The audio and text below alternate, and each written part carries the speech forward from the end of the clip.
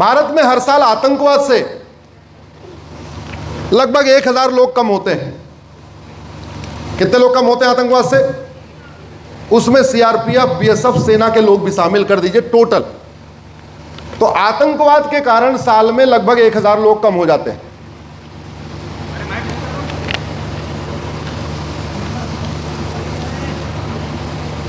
मेरी धर्मांतरण के ऊपर पीआईएल है, अभी माननीय जज साहब ने बताया था। और 14 नवंबर 2022 को माननीय सुप्रीम कोर्ट ने कहा था कि धर्मांतरण हमारी राष्ट्र की सुरक्षा के लिए खतरा है। 14 नवंबर 2022। और धर्मांतरण आतंकवाद से बड़ा खतरा इसलिए है, भारत में आतंकवाद से साल में 1000 लोग कम होते हैं और धर्मांतरण के कारण साल में 40 लाख लोग कम होते हैं। भारत में धर्मांतरण के कारण साल में 1000 और आतंकवाद के कारण साल में 40 लाख। प्रतिदिन 1500 परिवारों का धर्मांतरण हो रहा है। आपके छत्तीसगढ़ में धर्मांतरण रुक गया क्या? जोर से बोलिए जरा। सरगुजा में रुका क्या? बस्तर में रुका क्या? रायपुर में नहीं रुका। प्रतिदिन 1500 परिवार, एक परिवार में 7 आदमी मान के चलिए तो प्रतिदिन 10,000। प्रतिदिन 10,000 का मतलब साल में 40 लाख। और आतंकवाद से कितने कम होते हैं? 1000। और आतंकवाद से बड़ा खतरा क्यों है वो भी मैं आपको बताता हूं। हमने ऑपरेशन सिंदूर किया था, याद है आपको? ऑपरेशन सिंदूर में कितने लोगों को मारा आतंकवादियों ने?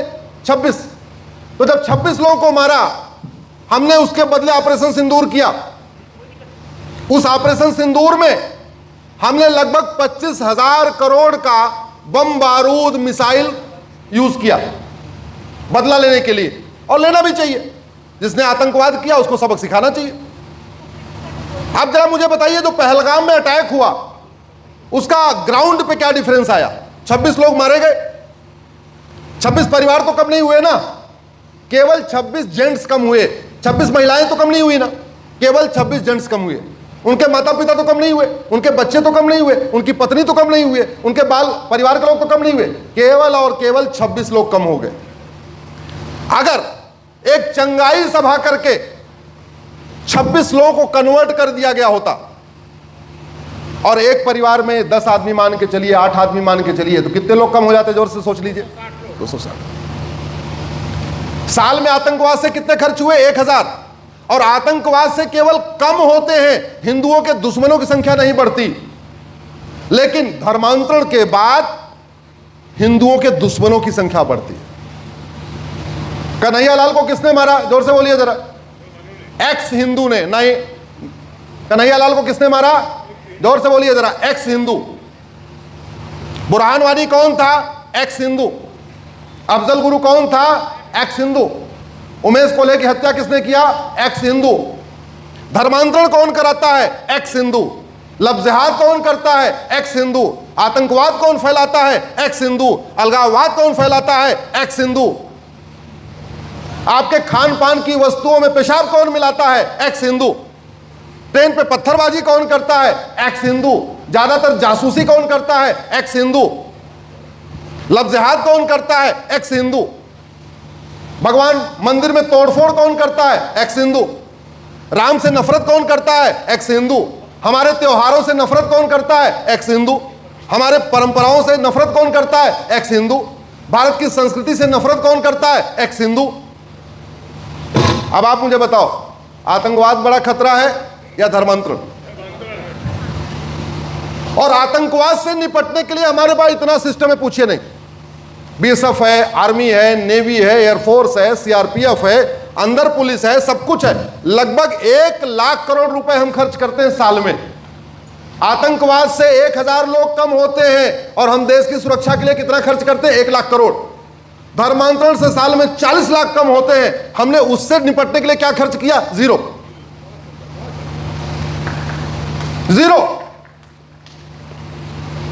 धर्मांतरण इसलिए हो रहा है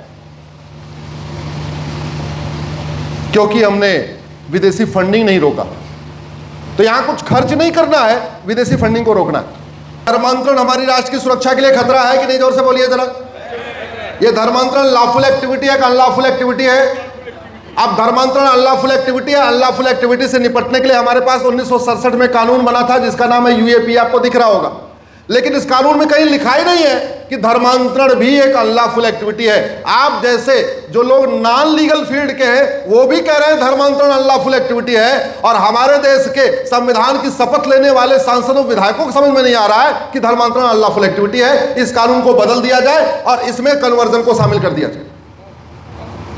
यह धर्मांतरण राष्ट्र की सुरक्षा के लिए खतरा है कि नहीं? जोर से बोलिए जरा। और जो राष्ट्र की सुरक्षा के लिए खतरा है उसके लिए 1980 में कानून बना था जिसका नाम है नेशनल सिक्योरिटी एक्ट। लेकिन इसमें कहीं लिखा ही नहीं है कि धर्मांतरण हमारी राष्ट्र की सुरक्षा के लिए खतरा है। 14 नवंबर 2022 को माननीय सुप्रीम कोर्ट ने कह दिया मेरी पीआईएल पे कि धर्मांतरण राष्ट्र की सुरक्षा के लिए खतरा है। इसके बावजूद ये कानून बदला नहीं गया। धर्मांतरण ऑर्गेनाइज क्राइम है कि अनऑर्गेनाइज क्राइम है? जोर से बोलिए जरा। ऑर्गेनाइज क्राइम से निपटने के लिए पहले आईपीसी में भी प्रावधान था, नए वाले बीएनएस में इसको सेक्शन 111 कहते हैं। इसमें चोरी, लूट, डकैती तो ऑर्गेनाइज क्राइम है, लेकिन धर्मांतरण को हमने ऑर्गेनाइज क्राइम डिक्लेयर नहीं किया। जब डिक्लेयर नहीं किया तो पुलिस सेक्शन 111 लगाती नहीं। धर्मांतरण बड़ा खतरा है आतंकवाद? जोर से बताइए जरा। धर्मांतरण क्योंकि 40 लाख लोग कम हो रहे हैं, आतंकवाद से 1000 ही कम होते। और यहाँ केवल एक आतंकवाद से 1000 कम होते हैं, हिंदुओं के दुश्मनों की संख्या नहीं बढ़ती। वहां 40 लाख कम भी होते हैं और 40 लाख नए दुश्मन खड़े हो जाते हैं। और जो एक्ट ऑफ टेररिज्म है सेक्शन 113 है, हमने एक्ट ऑफ टेररिज्म सेक्शन 113 में लिखा ही नहीं है कि किसी को साम दाम दंड धोखा देके, पहचान छुपा के या किसी लालच देके धर्मांतरण कराना भी एक्ट ऑफ टेररिज्म है। धर्मांतरण वेजिंग वॉर है। लियाकत अली ने भी कहा था, जिन्ना ने भी कहा था, लड़के लेंगे पाकिस्तान, हंस के लेंगे हिंदुस्तान। और उसी का एक एजेंडा चल रहा है। और डेमोग्राफी तेजी के साथ बदल रही है।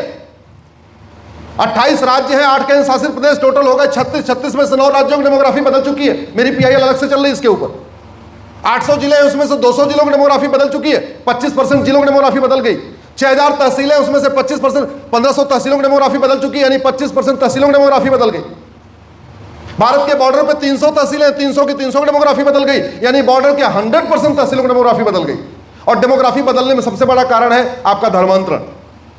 कश्मीर की डेमोग्राफी बदल गई, करगिल की बदल गई, लद्दाख की बदल गई, लेह की बदल गई। आप इधर चलिए, मणिपुर की बदल गई, मेघालय की बदल गई, मिजोरम की बदल गई, नागालैंड की बदल गई, यूपी के 20 जिलों की बदल गई, आपके बंगाल के 1/3 जिलों की डेमोग्राफी बदल गई, असम के 1/3 जिलों की डेमोग्राफी बदल गई। आपके छत्तीसगढ़ की भी लगभग 20% जिलों की डेमोग्राफी पूरी बदल चुकी है।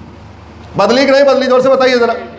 और डेमोग्राफी कैसे बदली इसको पता करना हो तो एक काम करो, अपने लोकसभा, रायपुर लोकसभा की वर्तमान वोटर लिस्ट और 25 साल पुरानी वोटर लिस्ट को कंपेयर करके देख लो, पता चल जाएगा डेमोग्राफी कैसी बदली है।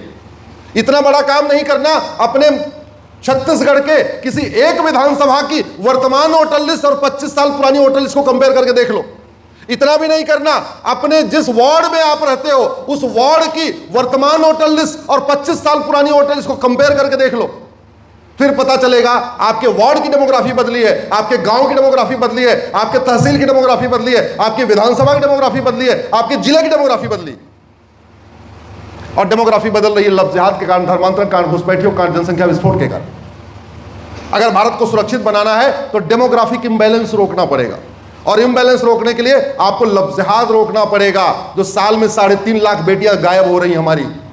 आपको धर्मांतरण रोकना पड़ेगा जिसके कारण 40 लाख हिंदू कम हो रहे हैं। आपको घुसपैठियों को भगाना पड़ेगा जो लगभग 5 करोड़ से ज्यादा है। आपको जनसंख्या इम्बैलेंस रोकना पड़ेगा, 90,000 बच्चे पर डे पैदा हो रहे हैं, रेशियो 50-50 का चल रहा है। दुर्भाग्य देखिए, इसके ऊपर चर्चा ही नहीं हो रही है। धर्मांतरण होता जा रहा है, चंगाई सभा होती जा रही है, लालच देके, धोखा देके, काला जादू दिखा देके, ये करके वो करके होता जा रहा है। आज तक किसी धर्मांतरण कराने वाले की सिटीजनशिप खत्म हुई क्या? जोर से बोलिए जरा। अरे जो हमारे लिए इतना बड़ा खतरा है, ये सड़ा हुआ कानून 1955 का, ऐसा घटिया कानून सबको मिलती जा रही है, सब सेटल होते जा रहे, किसी की नागरिकता जा ही नहीं रही। धर्मांतरण को हमने वेजिंग वॉर डिक्लेयर नहीं किया, सेक्शन 147। धर्मांतरण को हमने अपनी संप्रभुता के लिए खतरा घोषित नहीं किया, सेक्शन 152। धर्मांतरण को हमने ऑर्गेनाइज क्राइम डिक्लेयर नहीं किया, सेक्शन 111। धर्मांतरण को एक्ट ऑफ टेररिज्म डिक्लेयर नहीं किया, सेक्शन 113। धर्मांतरण को हमने राष्ट्र की सुरक्षा के लिए खतरा घोषित नहीं किया, धर्मांतरण को हमने अनलॉफुल एक्टिविटी डिक्लेयर नहीं किया। अरे जब कुछ किया ही नहीं, जब कोई दवा बदली नहीं, डॉक्टर बदलने से बीमारी ठीक होती है क्या? जोर से बोलो भाई। फंडिंग रोकी नहीं, एफसीआरए की फंडिंग आ रही है, हवाला की फंडिंग आ रही है, ड्रग कारोबार से जो पैसा जनरेट हो रहा है उसकी फंडिंग आ रही है। इसलिए कहता हूं, दल गुलामी छोड़ दो, पार्टियों की गुलामी छोड़ दो, नेताओं की गुलामी छोड़ दो, चाकरी करना छोड़ दो, अपने बच्चों के भविष्य के बारे में सोचो, आने वाली पीढ़ी के बारे में, भविष्य के बारे में सोचो। 1947 में विभाजन हुआ था, अगस्त में हुआ था ना, 15 अगस्त को, मार्च के महीने में होली पड़ी थी, और मार्च के महीने में 1947 में जब होली थी, आडवाणी जी अपने घर में होली खेल रहे थे, जेठमलानी जी अपने घर में होली खेल रहे थे, इंद्र कुमार गुजराल साहब अपने घर में होली खेल रहे थे, मिल्खा सिंह अपने घर में होली खेल रहे थे, यश चोपड़ा, प्रेम चोपड़ा, सुनील दत्त, देवानंद अपने घर में होली खेल रहे थे, गुलजार साहब अपने घर में होली खेल रहे थे, लाला अमरनाथ, मोहिंद्र नाथ अपने घर में होली खेल रहे थे, प्रेम चोपड़ा अपने घर में होली खेल रहे थे, अमरीश पुरी, मदन पुरी अपने घर में होली खेल रहे थे। मार्च 1947 में पता था क्या कि 6 महीने बाद अगस्त में क्या होने वाला है? पता था क्या? जोर से बोलो। लेकिन जो नहीं सोचा था हुआ कि नहीं हुआ? राजा रणजीत सिंह ने कभी सोचा था कि पंजाब के 2 टुकड़े होंगे? हुआ कि नहीं हुआ? राजा शशांक ने कभी सोचा था बंगाल के 2 टुकड़े होंगे? हुआ कि नहीं हुआ? राजा हरि सिंह ने कभी सोचा था कश्मीर से हिंदू खत्म हो जाएंगे? हुआ कि नहीं हुआ? पंडित नंदराम टिक्कू जो गंधार के प्रधानमंत्री थे 1805 में, उन्होंने कभी सोचा था क्या गंधार ये अफगानिस्तान बन जाएगा? हुआ कि नहीं हुआ? डेमोग्राफी बदली, पिछले 2000 साल में 25 टुकड़े हो गए। डेमोग्राफी बदली, पिछले 200 साल में 7 टुकड़े हो गए। डेमोग्राफी बदली, 1947 में फिर विभाजन हो गया। और अगर ये डेमोग्राफी जिस तेजी के साथ बदल रही है, अगर इसको नहीं रोका गया इम्बैलेंस को, तो याद रखना स्थिति बड़ी भयावह होने वाली है। आपको विकास दिख रहा है, हमको 25 साल बाद विनाश दिख रहा है। मैं डरा नहीं रहा हूं, लेकिन मेरे आंकड़े जो कहते हैं, जो ग्राफ कहता है कि कैसे डिवीजन हुआ, कब डिवीजन हुआ, क्यों बांग्लादेश बना, क्यों आपका इंडोनेशिया बना, क्यों आपका बाकी और कैसे कैसे बने, वो ग्राफ बड़ा खतरनाक है। नहीं पढ़ाया जाता स्कूलों में, इसलिए लोगों को अनभिज्ञता है। कहीं आपने शायद पढ़ा ही नहीं होगा, पिछले 2000 साल में भारत के 25 टुकड़े हो चुके हुए हैं। आपको कभी पढ़ाया नहीं गया पिछले 200 साल में भारत के 7 टुकड़े हुए हैं। नहीं पढ़ाया गया, इसका मतलब सच्चाई खत्म नहीं हो सकती।